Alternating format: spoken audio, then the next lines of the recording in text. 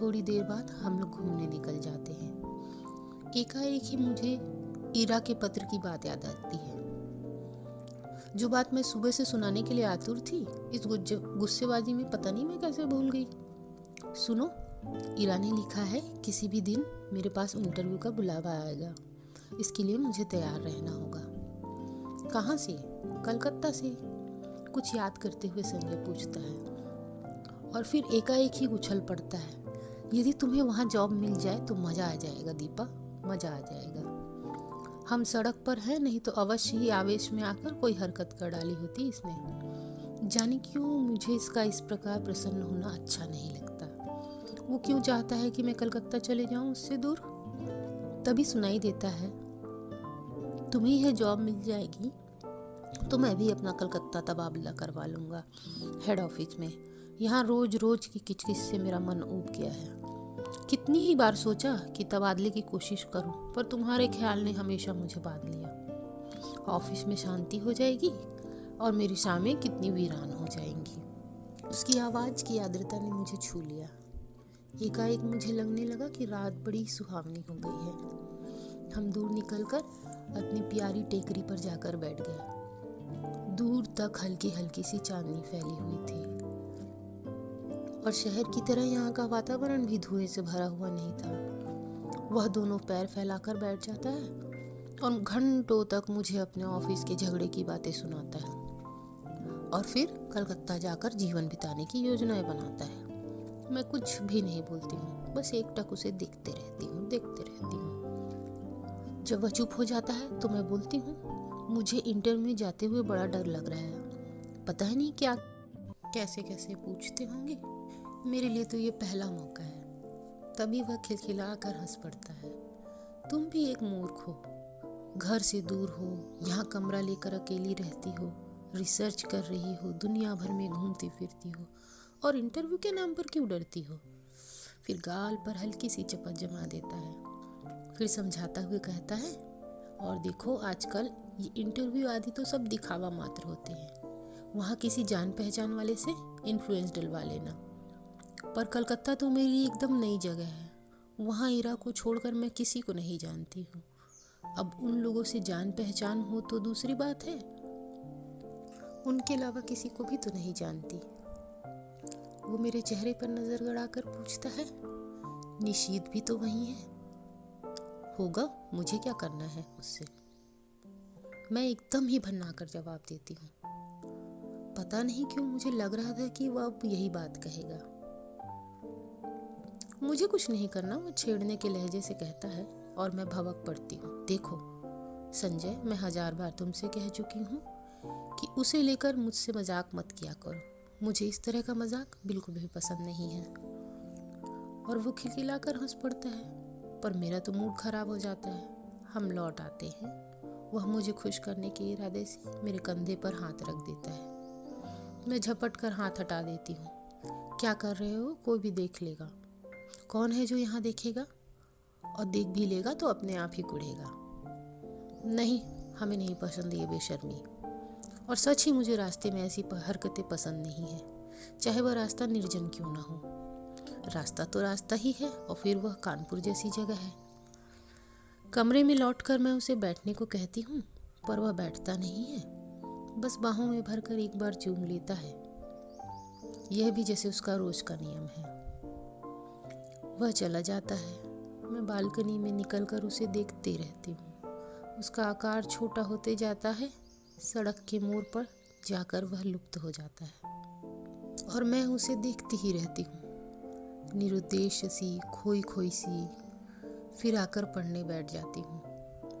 रात में सोती हूँ तो देर तक मेरी आंखें मेज पर लगे रजनीगंधा के फूलों को ही देखते रहती हैं। जाने क्यों अक्सर मुझे ये भ्रम हो जाता है, ये फूल नहीं, संजय की आंखें हों जो मुझे देख रही हैं, सहला रही हैं, दुलार रही हैं। और अपने को असंख्य आंखों से निरंतर देखे जाने की कल्पना से ही मैं लजा जाती हूँ। मैंने संजय को भी एक बार ये बात बताई थी तो वो खूब हंसा था। फिर मेरे गालों को सहलाते हुए कहा कि मैं पागल हूँ, मूर्ख हूँ। कौन जाने, शायद उसका कहना ठीक ही हो, मैं पागल ही हूँ।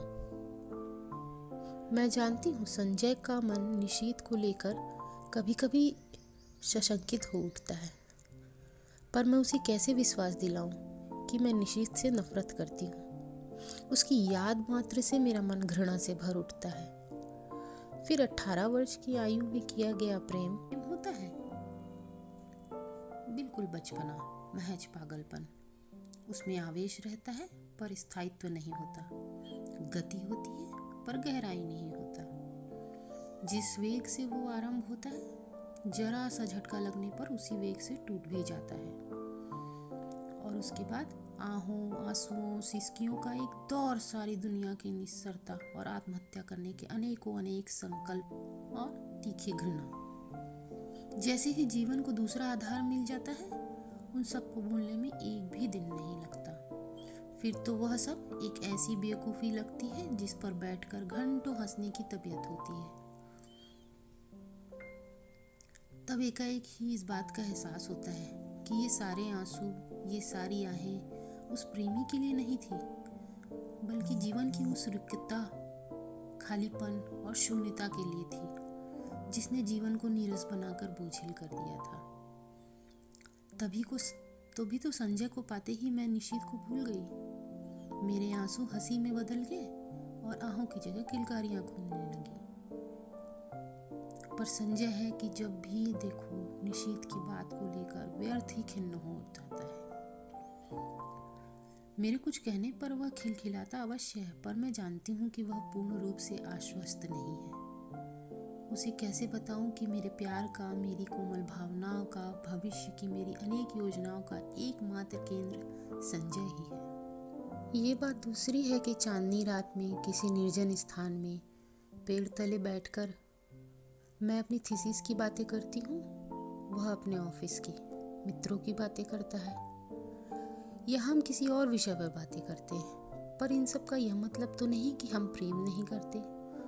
वह क्यों नहीं समझता कि आज हमारी भावुकता यथार्थ में बदल गई है। सपनों की जगह हम वास्तविकता में जीते हैं। हमारे प्रेम को परिपक्वता मिल गई है, जिसका आधार पाकर वह और अधिक गहरा और स्थायी हो गया है।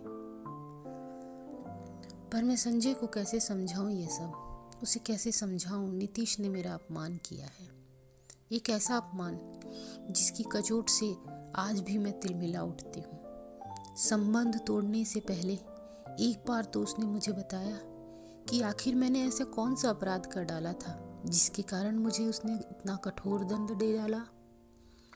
सारी दुनिया की भर्त्सना, तिरस्कार, परिहास और दया का विष मुझे पीना पड़ा, विश्वासघाती, नीच कहीं का। और संजय सोचता है कि आज भी मेरे मन में उसके लिए कोई कोमल स्थान है। छी, मैं तो उससे नफरत करती हूँ, और सच पूछो तो अपने आप को भाग्यशाली समझती हूँ कि एक ऐसे व्यक्ति के चंगुल में फंसने से बच गई जिसके लिए प्रेम महज एक खिलवाड़ है। संजय, यह तो सोचो कि यदि कोई ऐसी भी बात होगी तो क्या मैं तुम्हारे आगे, तुम्हारी हर अनुचित उचित चेष्टा के आगे आत्मसमर्पण करती, तुम्हारे चुंबनों आलिंगनों को यूं बिखेरने देती? जानते हो विवाह से पहले लड़की किसी को इन सब का अधिकार नहीं देती, पर मैंने दिया। क्या केवल इसलिए कि मैं तुमसे प्यार करती हूँ? नहीं, बहुत बहुत प्यार करती हूँ। विश्वास करो संजय, तुम्हारा मेरा प्यार ही सच है।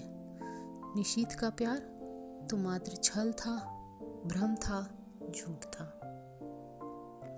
इस कहानी के दूसरे भाग से जुड़ने के लिए आप दूसरे वीडियो को ज़रूर देखें। उसमें इस कहानी के अगले भाग की चर्चा की गई है।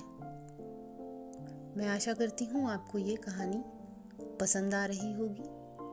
कोशिश करूँगी और अच्छे से पढ़ने का प्रयास, वाचन करने का प्रयास करूँगी। आशा करती हूँ वीडियो को लाइक करेंगे और सपोर्ट करेंगे। धन्यवाद। जय जोहार।